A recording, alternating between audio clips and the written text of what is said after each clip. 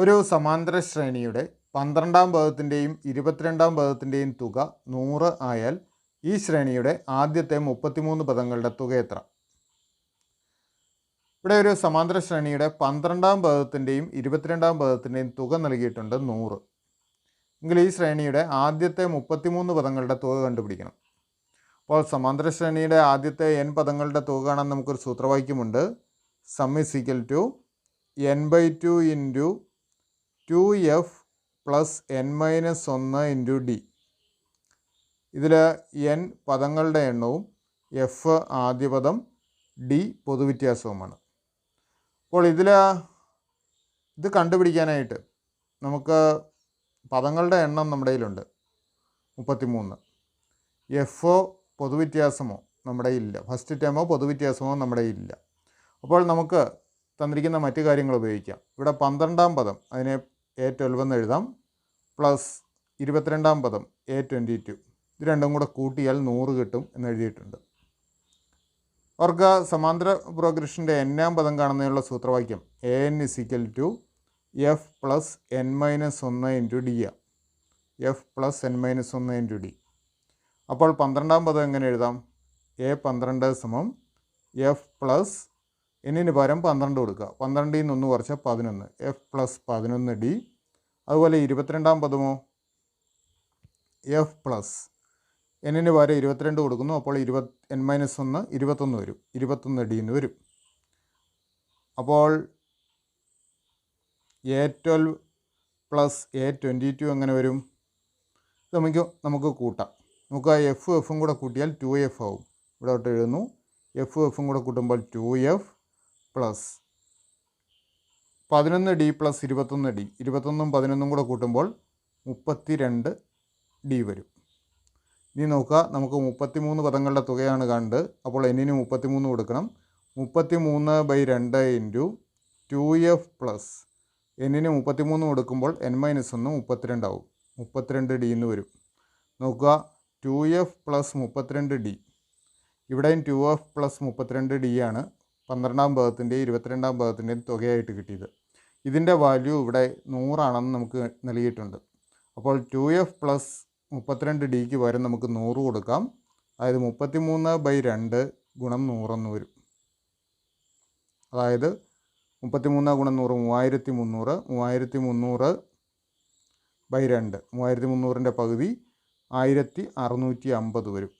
അപ്പോൾ തുക 1650. ശരി ഉത്തരം ഓപ്ഷൻ ബി. 27x ഭാഗം 3/2 സമം 3/7 ആയാൽ എക്സിൻ്റെ വില എത്ര?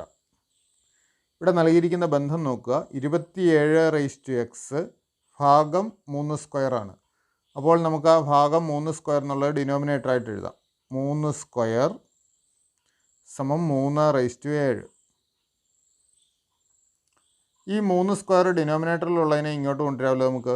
അപ്പോൾ 3/7 ഇൻറ്റു 3² എന്ന് വരും. അതായത് 27x സമം 3/7 ഇൻറ്റു 3² എന്ന് വരും. ഇവിടെ ഒരു കൃത്യങ്ക നിയമം ഉപയോഗിക്കാം നമുക്ക്. അതായത് a(m) ഇൻറ്റു a(n) സമം a(m പ്ലസ് n). പവേഴ്സ് കൂട്ടിയെടുത്താൽ മതി. അതായത് 27x സമം 3/9 എന്ന് വരും. 7 + 2 9. നോക്കുക, 27നെയും കൂടെ നമുക്ക് 3ൻ്റെ പവറാക്കി മാറ്റാം. 27 എന്ന് പറയുന്നത് 3ൻ്റെ ക്യൂബാണ്, അല്ലെ 3/3 ആണ്. അപ്പോൾ 3/3 the whole raise to x എന്ന് വരും, സമം 3/9. അടുത്ത കൃത്യങ്ക നിയമം ഉപയോഗിക്കുക. അതായത് a(m) the whole raise to n = a(m) into n. അപ്പോൾ 3/3 the whole raise to x എന്നുള്ളത് 3/3x എന്ന് എഴുതാം. 3 ഇൻറ്റു എക്സ് 3x സമം 3/9. രണ്ടിടത്തും 3ൻ്റെ പവറായിട്ടാണ് എഴുതിയിരിക്കുന്നത്. അപ്പോൾ സംഖ്യകൾ തുല്യമായതുകൊണ്ട് ഈ പവേഴ്സ് ഇക്വേറ്റ് ചെയ്യാം. അതായത് 3x സമം 9 എന്ന് വരും. അപ്പോൾ എക്സിൻ്റെ വാല്യൂ 9/3 സമം 3. എക്സിൻ്റെ വാല്യൂ 3. ശരി ഉത്തരം ഓപ്ഷൻ എ. 6000 രൂപ 10% പലിശയ്ക്ക് 3 വർഷത്തേക്ക് നിക്ഷേപിച്ചാൽ കൂട്ടുപലിശയുടെയും സാധാരണ പലിശയുടെയും വ്യത്യാസം എത്ര? അപ്പോൾ 6000 രൂപയ്ക്ക് 10% നിരക്കിൽ 3 വർഷത്തെ സാധാരണ പലിശയും കൂട്ടുപലിശയും തമ്മിലുള്ള വ്യത്യാസമാണ് കണ്ടുപിടിക്കേണ്ടത്. നമുക്ക് ആദ്യം സാധാരണ പലിശ നോക്കാം. സാധാരണ പലിശ 3 വർഷവും ഒരേ തുക തന്നെയാണ് കിട്ടുക. അതായത് 6000 രൂപയുടെ 10% ഓരോ വർഷവും കിട്ടുക. 6000 രൂപയുടെ 10% എന്ന് പറഞ്ഞാൽ 6000 രൂപയുടെ 10-1 ഭാഗം. 10-1 ഭാഗം എന്ന് പറയുമ്പോൾ 600 രൂപ വരും. ഒരു വർഷം 600 രൂപ വെച്ച് 3 വർഷം കൂടെ 600 ഗുണം 3 1800 രൂപയായിരിക്കും പലിശയായിട്ട് കിട്ടുക. ഇനി കൂട്ടുപലിശ നോക്കാം. കൂട്ടുപലിശയിൽ ആദ്യ വർഷത്തെ പലിശയ്ക്കും 2-ാം വർഷം പലിശ കിട്ടും. ആ രീതിയിൽ മുന്നോട്ട് പോകും. അപ്പോൾ ആദ്യ വർഷത്തെ മുതൽ നോക്കുക 6000 രൂപയാണ്. അതിൻ്റെ 10% ആദ്യ വർഷത്തെ പലിശ. നേരത്തെ പറഞ്ഞു 10% എന്നാൽ 10-1 ഭാഗമാണ്. 6000-ൻ്റെ 10-1 ഭാഗം കാണാൻ ഒരു 0 ക്യാൻസൽ ചെയ്താൽ മതി. അതായത് 600 രൂപ. അപ്പോൾ ആദ്യ വർഷത്തെ പലിശ 600 രൂപ. 2-ാം വർഷം മുതൽ എന്ന് പറയുന്നത് ഈ 6000-നോടൊപ്പം ഈ 600-ഉം കൂടെ ചേർന്നാണ്. അതായത് 6600 രൂപ വരും. ഇനി ഇതിൻ്റെ 10%-ആണ് 2-ാം വർഷത്തെ പലിശ. അതായത് ഒരു 0 കളഞ്ഞാൽ മതി, 660 രൂപ. 3-ാം വർഷം മുതൽ കണക്കാക്കേണ്ടത് ഈ 6600-നോടുകൂടി 660 കൂടെ കൂട്ടിച്ചേർത്താണ്. 6600 പ്ലസ് 2-ാം വർഷത്തെ പലിശയായ 660, 7260 രൂപ വരും. അപ്പോൾ 3-ാം വർഷത്തെ പലിശ ഇതിൻ്റെ 10%-ആണ്, അല്ലെങ്കിൽ 10-1 ഭാഗം. ഒരു 0 കളഞ്ഞാൽ മതി, 726 രൂപ. അപ്പോൾ 3 വർഷം കൂടി കിട്ടുന്ന പലിശ കണക്കാക്കാനായിട്ട് ഇത് 3ഉം കൂടെ കൂട്ടിയെടുക്കുക.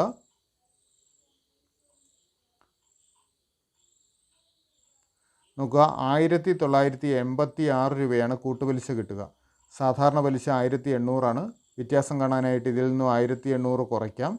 അപ്പോൾ 186 എന്ന് കിട്ടും. 186 രൂപയാണ് വ്യത്യാസം. ശരി ഉത്തരം ഓപ്ഷൻ ഡി.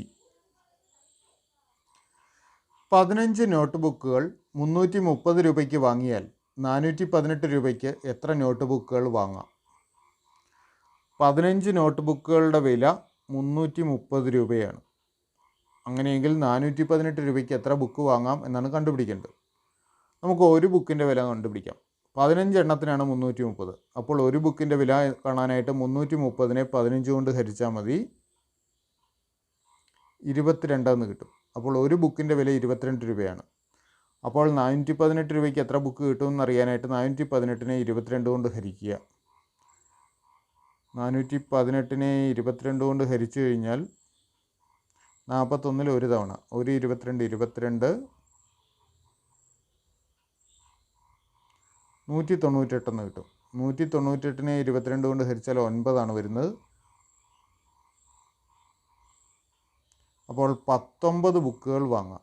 418 രൂപയ്ക്ക് 19 ബുക്കുകൾ വാങ്ങാം. ശരി ഉത്തരം ഓപ്ഷൻ ബി. 16 സെൻറ്റിമീറ്റർ വശമുള്ള ഒരു സമചതുരത്തിനെ വളച്ച് 10 സെൻറ്റിമീറ്റർ വീതിയുള്ള ഒരു ചതുരമാക്കി മാറ്റിയാൽ അതിൻ്റെ വിസ്തീർണം എത്ര? നമുക്കിവിടെ ഒരു ചതുരത്തിൻ്റെ വിസ്തീർണമാണ് കാണുന്നത്. ചതുരത്തിൻ്റെ വിസ്തീർണം കാണാൻ നീളം ഗുണം വീതി, അല്ലെങ്കിൽ ഏരിയ സമം ലെങ്ത് ഇൻറ്റു ബ്രെഡ്ത്ത് എന്ന സൂത്രവാക്യം ഉപയോഗിക്കാം. ഇവിടെ വീതി നൽകിയിട്ടുണ്ട് 10 സെൻറ്റിമീറ്റർ. അപ്പോൾ ബി 10 സെൻറ്റിമീറ്റർ നൽകിയിട്ടുണ്ട്. ഇനി നീളം കൂടെ കണ്ടുപിടിച്ചാലേ നമുക്ക് ഏരിയ കണ്ടുപിടിക്കാൻ പറ്റുള്ളൂ. ഓർക്കുക, സമചതുരത്തിനെ ചതുരമാക്കി മാറ്റുമ്പോൾ അതിൻ്റെ ചുറ്റളവിന് മാറ്റം വരുന്നില്ല. ചതുരത്തിൻ്റെ ചുറ്റളവും ആദ്യമുണ്ടായിരുന്ന സമചതുരത്തിൻ്റെ ചുറ്റളവും തുല്യമായിരിക്കും. അപ്പോൾ ആദ്യത്തെ സമചതുരത്തിൻ്റെ ഒരു വശത്തിൻ്റെ നീളം 16 സെൻറ്റിമീറ്ററാണ്. അതിൻ്റെ ചുറ്റളവ് കാണാൻ എല്ലാ വശത്തിനും, സമചതുരമായതുകൊണ്ട് എല്ലാ വശത്തിനും തുല്യ നീളമാണ്. അപ്പോൾ ഒരു വശത്തിൻ്റെ നീളത്തിനെ 4 കൊണ്ട് ഗുണിച്ചാൽ മതി. അതായത് 4 ഗുണം 16, 64 സെൻറ്റിമീറ്റർ ആയിരിക്കും സമചതുരത്തിൻ്റെ ചുറ്റളവ്. അപ്പോൾ ഇതേ ചുറ്റളവ് തന്നെയായിരിക്കും ചതുരത്തിനും ഉണ്ടാവുക. ആ സമചതുരത്തിനെ വളച്ചുണ്ടാക്കുന്ന ചതുരത്തിനും 64 സെൻറ്റിമീറ്റർ ചുറ്റളവാണ് ഉണ്ടാവുക. ഓർക്കുക, സമചതുരത്തിനെ ചതുരമാക്കി മാറ്റുമ്പോൾ ചതുരത്തിൻ്റെ ചുറ്റളവ് കാണാനുള്ള സൂത്രവാക്യം ഓർക്കണം. 2 × L + B. അതായത് നീളം അധികം വീതി കണ്ടിട്ട് അതിനെ 2 കൊണ്ട് ഗുണിക്കുക. അപ്പോൾ ഇതാണ് ചതുരത്തിൻ്റെ ചുറ്റളവ്. സമചതുരത്തിൻ്റെ ചുറ്റളവും ചതുരത്തിൻ്റെ ചുറ്റളവും തുല്യമായതുകൊണ്ട് 2 × L + B = 64 എന്ന് എടുക്കാം. ഇവിടെ ബിയുടെ വാല്യൂ നമുക്കറിയാം, 10 ആണ്. നമുക്ക് ആദ്യം ഈ 2 കൊണ്ട് 64നെ ഹരിക്കാം. അപ്പോൾ എൽ പ്ലസ് ബി കിട്ടും. എൽ പ്ലസ് ബി സമം 64/2 സമം 64ൻ്റെ പകുതി 32 എന്ന് വരും. ഇനി ബിയുടെ വാല്യൂ 10 അതായത് എൽ പ്ലസ് 10 32 എന്ന് കിട്ടുക. അപ്പോൾ എൽ എത്ര വരും? 32ൽ നിന്ന് 10 കുറച്ചാൽ മതി 22. അപ്പോൾ ചതുരത്തിൻ്റെ നീളം 22 സെൻറ്റിമീറ്റർ. അപ്പോൾ ഇനി നമുക്ക് വിസ്തീർണം കാണാം. 22 ഗുണം ബി 10, 22 ഗുണം 10 220 സെൻറ്റിമീറ്റർ സ്ക്വയർ. ഉത്തരം ഓപ്ഷൻ എ 220 സെൻറ്റിമീറ്റർ സ്ക്വയർ. ഒറ്റയാനെ കണ്ടെത്തുക. 16, 81, 64, 256, 625.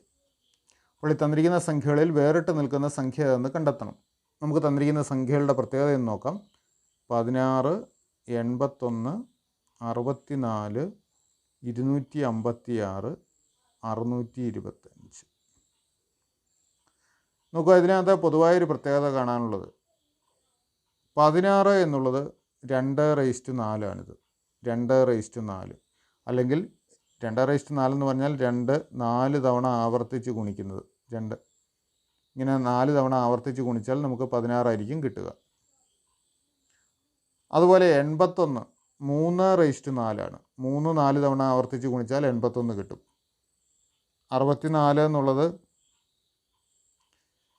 8ൻ്റെ സ്ക്വയറാണ്, അല്ലെങ്കിൽ 4ൻ്റെ ക്യൂബാണെന്ന് പറയാം.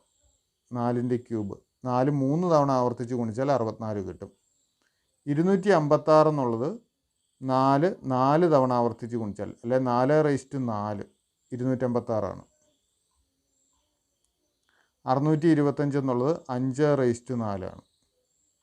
അപ്പോൾ തന്നിരിക്കുന്ന സംഖ്യകൾ 16 2/4, 81 3/4, 64 4/3, 256 4/4, 625 5/4. ഇതിൽ 2/4, 3/4, 4/3, 4/4, 5/4. ഇവിടെ ഈ ഒരു സംഖ്യയിൽ മാത്രം പവർ 3 വരുന്നുണ്ട്. ബാക്കി എല്ലാത്തിലും പവർ 4.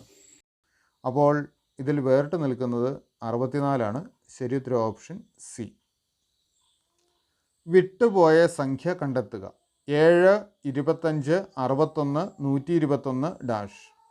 അപ്പോൾ ഈ ഡാഷിൻ്റെ സ്ഥാനത്ത് വരുന്ന സംഖ്യ എന്ന് കണ്ടെത്തുകയാണ് വേണ്ടത്. നോക്കുക, തന്നിരിക്കുന്ന സംഖ്യകൾ 7, 25, 61, 121 ഡാഷ്. അപ്പോൾ ഈ സംഖ്യകളുടെ പ്രത്യേകത നമുക്കൊന്ന് നോക്കാം. തന്നിരിക്കുന്ന സംഖ്യകളുടെ പ്രത്യേകത അറിഞ്ഞാൽ മാത്രമേ വിട്ടുപോയ സംഖ്യ കണ്ടെത്താൻ പറ്റുള്ളൂ. 7 എന്നുള്ളത് നമുക്ക് 8 - 1 എന്ന് എഴുതാം.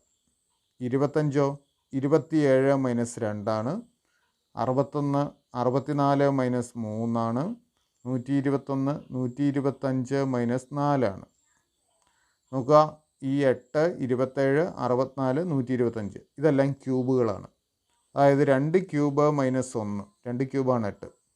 27 3ൻ്റെ ക്യൂബ് 3 ക്യൂബ് - 2 64 4ൻ്റെ ക്യൂബ് 4 ക്യൂബ് - 3 125 5ൻ്റെ ക്യൂബ് 5 ക്യൂബ് - 4.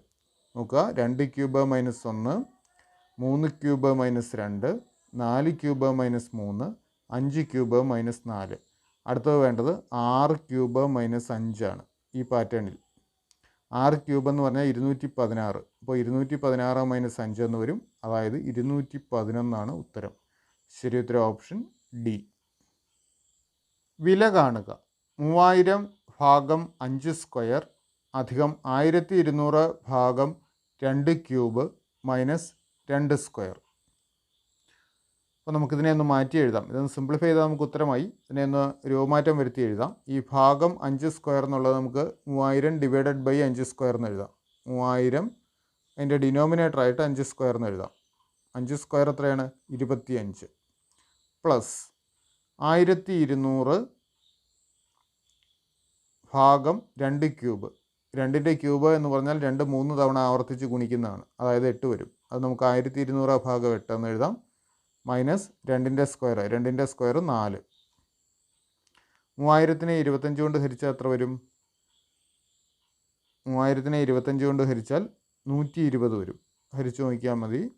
പ്ലസ് 1200-നെ 8 കൊണ്ട് ഹരിച്ചാൽ 150 -4. 120 150 കൂടെ കൂട്ടുമ്പോൾ 270 -4 എന്ന് വരും. 270 4 കുറച്ചാൽ 266. ശരി ഉത്തരം ഓപ്ഷൻ ബി 266. 2007 ജനുവരി 1 തിങ്കളായാൽ 2011 ജനുവരി 1 ഏത് ദിവസം? ഇവിടെ 2007 ജനുവരി 1 തിങ്കളാഴ്ച നൽകിയിട്ടുണ്ട്. നമുക്ക് 2011 ജനുവരി 1 ഏത് ദിവസമാണെന്ന് കണ്ടെത്തണം. നോക്കുക, 2007 ജനുവരി 1 ശേഷം കൃത്യം 4 വർഷം, 2007 4 വർഷം കൂട്ടിയ 2011, 2007 ജനുവരി 1 ശേഷം കൃത്യം 4 വർഷം തികയുന്ന ദിവസമാണ് 2011 ജനുവരി 1. 4 വർഷം. ഇനി ഒരു കാര്യം കൂടി ശ്രദ്ധിക്കണം. ഇതിലെ 2008 ഫെബ്രുവരിയിൽ 29 ദിവസങ്ങളുണ്ടാവും. കാരണം 2008 അധിവർഷമാണ്, അഥവാ ലീപ്പ് ഇയർ ആണ്. അതുകൊണ്ട് ഫെബ്രുവരിയിൽ 29 ദിവസം ഉണ്ടാവും. അപ്പോൾ ഒരു ദിവസം അധികമായിട്ട് വരും. അപ്പോൾ ഈ 4 വർഷത്തിന് 4 ദിവസവും ഫെബ്രുവരിയിൽ ഒരു ദിവസം അധികമായിട്ട്, 2008 ഫെബ്രുവരിയിൽ ഒരു ദിവസം അധികം വരുന്നതുകൊണ്ട് അതിനായിട്ട് ഒരു അധിക ദിവസം കൂടി, അങ്ങനെ ടോട്ടൽ 5 ദിവസം തിങ്കളിനോട് ചേർത്ത് കഴിഞ്ഞാൽ നമുക്ക് ഉത്തരമാവും. തിങ്കളാഴ്ചയോടുകൂടി 5 ദിവസം ചേർക്കുക. അപ്പോൾ ചൊവ്വ, ബുധൻ, വ്യാഴം, വെള്ളി, ശനി. ഉത്തരം ശനിയാഴ്ചയാണ്. ശരി ഉത്തരം ഓപ്ഷൻ സി, ശനി. സിയുടെ മകനാണ് ബി. സിയും പിയും സഹോദരിമാരാണ്. പിയുടെ അമ്മയാണ് ആർ, ആറിൻ്റെ മകനാണ് എഫ്. എന്നാൽ എഫ് ബിയുടെ ആരാണ്? നോക്കുക, സിയുടെ മകനാണ് ബി. അപ്പോൾ സിയും ബിയും തമ്മിലുള്ള ബന്ധം എന്താണ്? മകനാണ്.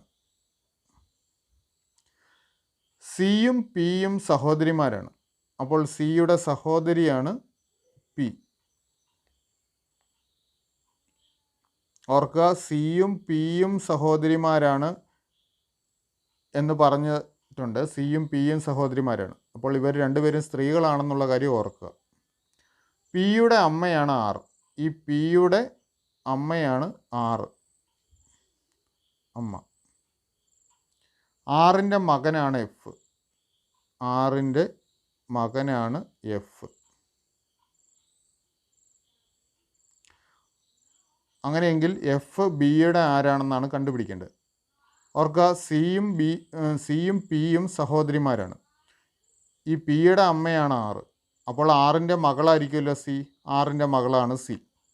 ഇതേ ആറിൻ്റെ മകനാണ് എഫ്.